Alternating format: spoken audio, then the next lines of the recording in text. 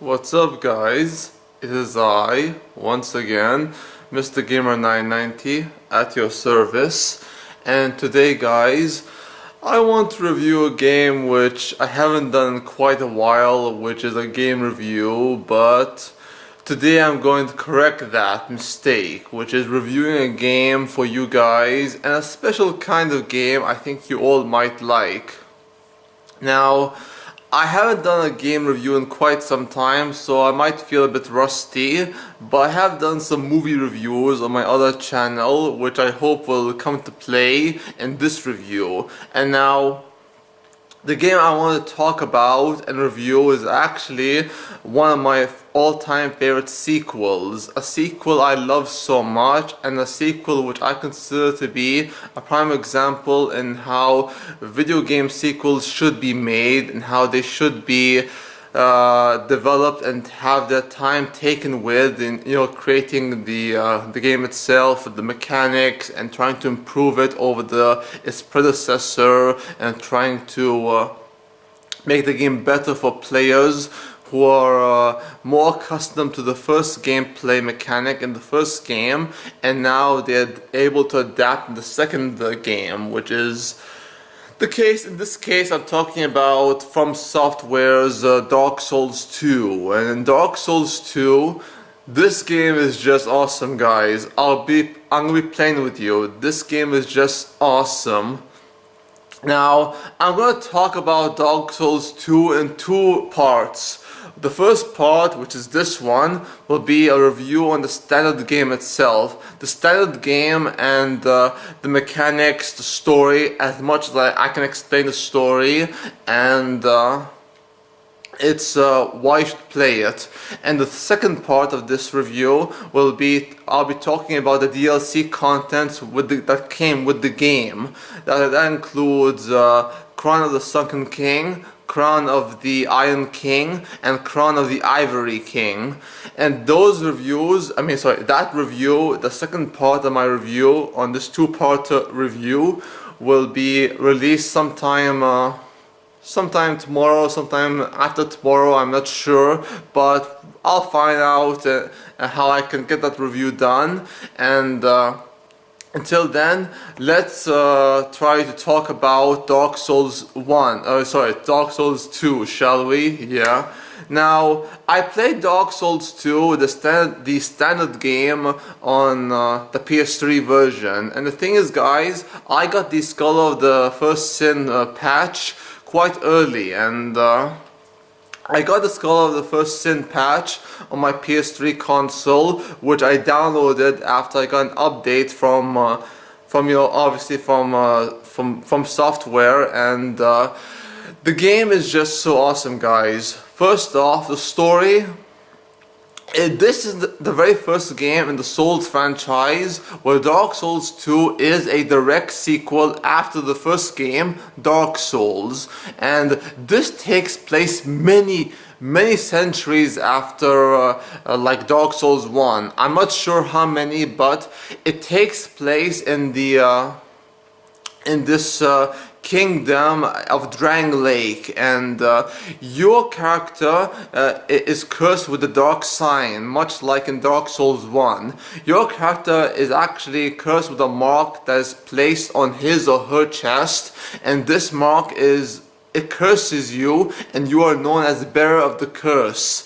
And you have to try to find a way in this world of Drang Lake to find a cure for that curse, so that you may be cured of it, as will others. And you start off the game as a wanderer, going from place to place, trying to find a cure in Drang Lake, until you come to this hub area where you meet these old ladies in red hood. And these old ladies in the red hood, they tell you that you are cursed with a dark sign, basically, and how you have to try to find your way to Drang Lake try to save yourself and save everyone else, but that you will suffer and you will lose souls. You will lose so many souls. It is undeniable. It is inevitable, and that is where your journey begins, and which will take you to this area known as Majula, which is on the far outskirts of where the old ladies are resting at. And in Majula you meet the Emerald Herald, who is basically the Maiden in Black from Demon Souls in Dark Souls 2.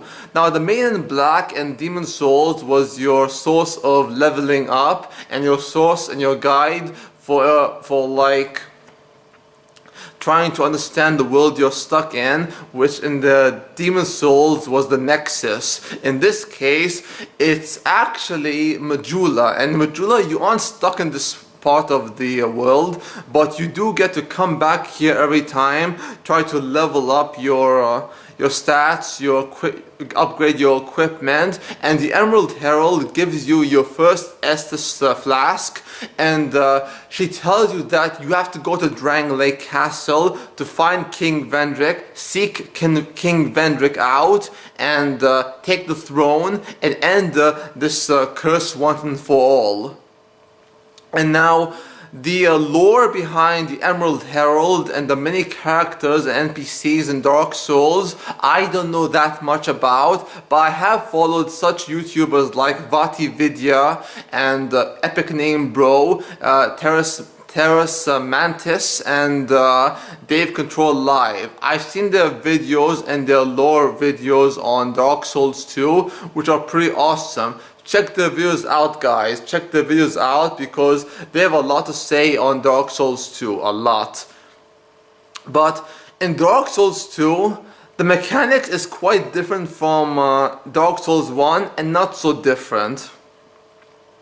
Now, I mentioned that the Emerald Herald gives you your first Estus flask, and in Dark Souls 1 you get 5 Estus flasks at the beginning, which is quite good, and in Dark Souls 2 you get an Estus flask, but you have to find the Estus flask shard across your journey in Drang Lake, and you have to try to find more Estus flask shard, and the more shards you find, the more your Estus flask increases. For example, at the beginning you only have 1, but by the end you might have 10, 11, 12, I'm not sure, and you can also upgrade your Estus flask shard to +5 using these Sublime Bone Dust, which you burn at the bonfire, and it increases the power of your Estus flask, which is pretty cool.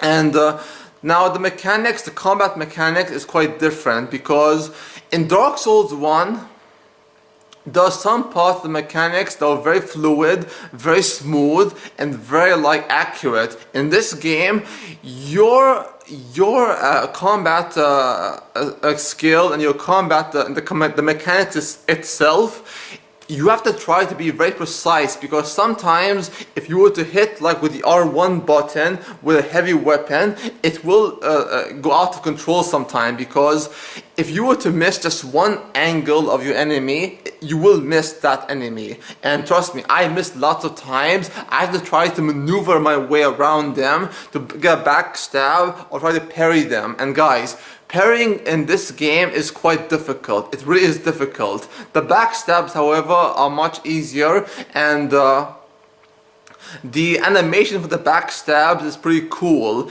And now the Estus Flask Shard is quite different. The mechanics, the combat mechanics is quite different as well. But there's one part of this game that I believe excels more in Dark Souls 2 than Dark Souls 1, which is how do I say, oh my god, I'm trying to think of it right now, but Dark Souls 2 has a lot of things that are quite superior over Dark Souls 1, But it doesn't mean that Dark Souls 1 is a lesser game than Dark Souls 2. Quite the opposite. I still prefer Dark Souls 1 over Dark Souls 2. But in Dark Souls 2, you actually face bosses in this game and enemies and NPC invaders who are motherfuckers, guys. These characters in the game and these bosses and these enemies, they are a lot better in the AI system than in Dark Souls 1.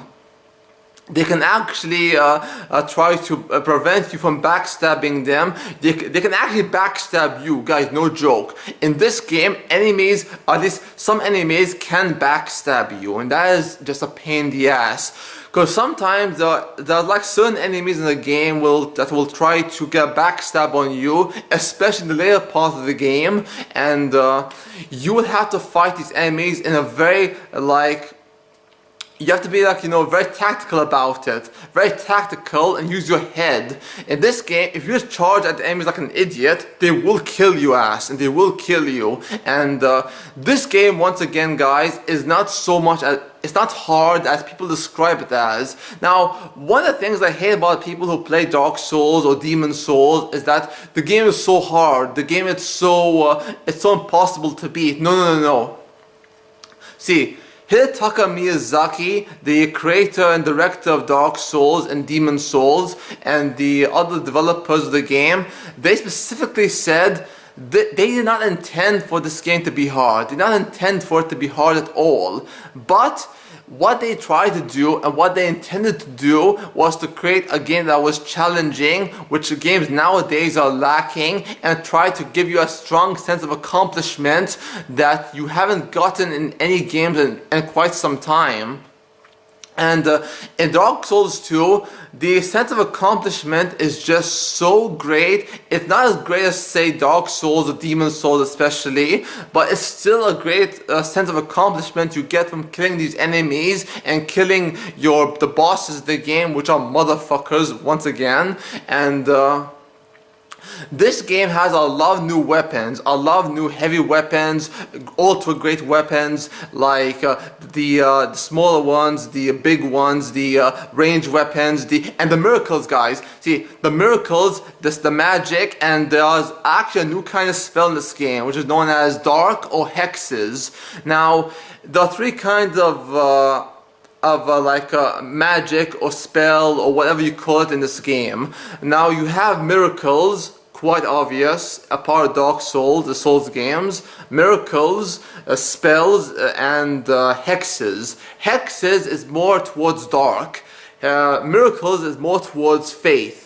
And magic's more towards intelligence, and these three spells differ in various ways. Miracles, in my opinion, is the much more superior, and spells is a kinda okay. I haven't tried that many spells, but there are some spells like the Great Arrow, Great Soul Arrow, which is pretty effective, especially homing Soul Mass, which is pretty cool.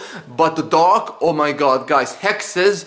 I played online with a friend of mine on PvP, and he kicked my ass with hexes. I hate hexes, guys. And oh my god, I forgot to mention pyromancy. Pyromancy is also this game, and once again, you do not need any stats to use pyromancy. Pyromancy in this game is actually its own thing, where if you want to play as a warrior, a melee warrior who does some pyromancy spells, that's okay, because you can do it. You can in fact use pyromancy anytime you want. But the way the attunement slot works, the attunement slot, it actually it's kind of difficult, because in Dark Souls 1, if you go up to like 19 attunement, you get 5 slots. In this game, if you go up to like 30 attunement, you get 6 or 5 slots.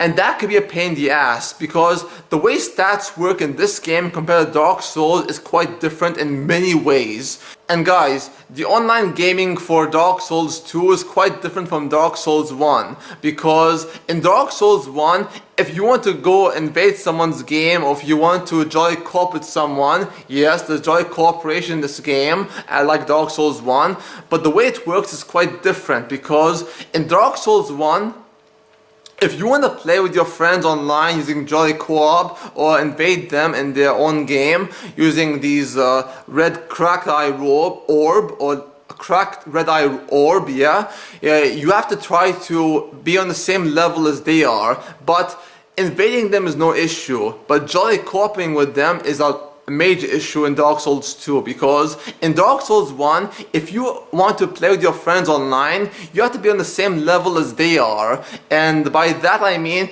if your friend is like level 118, you're like level 175, you can co-op with him, like with the summon signs, using the white soapstone, the white soapstone you collect from Solaire in the first game, Dark Souls. In this game, you can get the white soapstone from this NPC character known as Pate.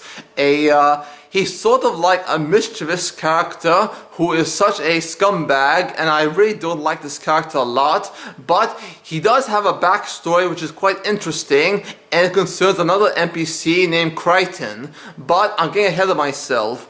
Now, online gaming in Dark Souls 2 is very different from Dark Souls 1, because in Dark Souls 2 you have something called soul memory. Soul memory, which is actually, it records the amount of souls you collect and the amount of souls you accumulate from the enemies you beat and enemies you consume their souls from. And the more souls you collect, the more your soul memory builds up. And the only way you can actually play online with your friends on Dark Souls 2, if you want to join co-op with them, is if you accumulate a lot of souls, the same number as they have, or they have to accumulate a lot of souls, the same number you have. And to be on the same level in terms of soul memory is quite annoying, because sometimes if your friend has played the game for a longer period of time, it's going to be quite a pain just to catch up to him in soul memory.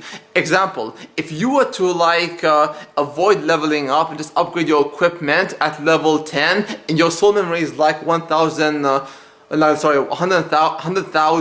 and your friend's memory is like 50,000, it won't work at all unless you buy this one ring from this cat lady in Majula, and this cat lady will provide you with a ring which is actually able to allow you to jolly co-op more easy in Dark Souls 2. And online gaming in Dark Souls 2 is very like kind of weird and kind of like hit and miss for me, but I still like it nonetheless. And but my guys, if you're gonna join co-op with your friends or other NPCs in Dark Souls 2 against bosses, good luck with that, because the bosses, they get a lot harder if you summon your friends or other NPC players to join you in the combat against the bosses. And trust me guys, those bosses will get harder as hell the more you summon. And in Dark Souls 2, the update, the Scholar of the First Sin patch, which I got, especially the update on the PS4 version coming out next month, they said that there'll be more NPC players, more NPC invaders and characters you can actually interact with, and you can actually summon more than 3 players in your game. 3 players, from like 3 to 6 players, which is pretty awesome. This, like, you know, this increases the chance of more PvP matches and more jolly co-op. And in this game, there are many covenants in the game. Many covenants, much like in Dark Souls 1. But in Dark Souls 1, the covenants they vary depending on your personality, because if you want to join a covenant in the Dark Souls 1, like the Sun Bros or like the Chaos Servants or the Dark Lord Servants, or even like the Wraith, the Dark Wraiths or the Dragon Covenant, whatever, it depends entirely on what kind of gamer you are and what kind of personality you have. And in Dark Souls 1, there are some covenants that are meant for trolling. And guys, trolling is a strong part of Dark Souls, because in the Souls game, trolling is something which is a part of the series.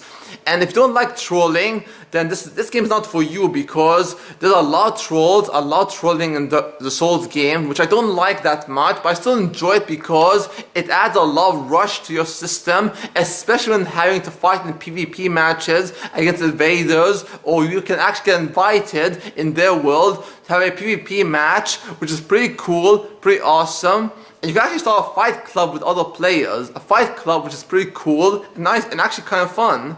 Now guys, the NPC characters in Dark Souls 2 are very well fleshed out, very well told in their character arcs and journey and their conflict, and their story is just so fascinating. I love them so much. Not as much as in Dark Souls 1, but I still do love them. And you have such characters like Lucatiel Amira. I love Lucatiel so much. Her story is just so sad, so heartbreaking, and her character is just a badass character I love so much. I love Lucatiel Amira.